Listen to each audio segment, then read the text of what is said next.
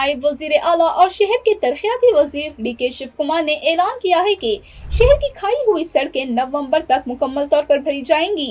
इन्होंने बताया कि ठेकेदारों को आखिरी मोहलत दी गई है कि वो इस महीने के अंदर ये काम मुकम्मल करें। शिव कुमार ने कहा है कि शहर की सफाई और ट्रैफिक रवानी हमारे मकासद हैं और जल्द ही शहरियों को पॉटहोल से निजात मिलेगी। इन्होंने ये भी बताया कि शहर की सड़कों की मरम्मत और तामीर के लिए 1100 करोड़ रुपए रखे गए हैं। काबिल जिक्र बात यह है कि गुज़िश्ता साल सितंबर में भी शिव कुमार ने वादा किया था कि 15 दिन में तमाम पॉटहोल्स ठीक कर दिए जाएंगे, लेकिन वो वादा पूरा नहीं हो सका।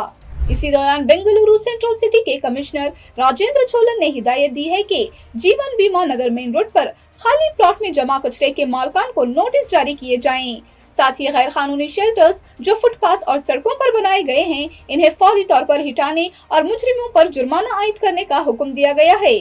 कमिश्नर ने मजीद कहा कि अफसरान को हिदायत दी गई है कि वो Bangalore water supply and sewerage board यानी BWSSB की जानिब से खोदी गई सड़कों और ऐसे मकामात की तफसीली रिपोर्ट तैयार करें जहां मेन होल की मरम्मत की जरूरत है।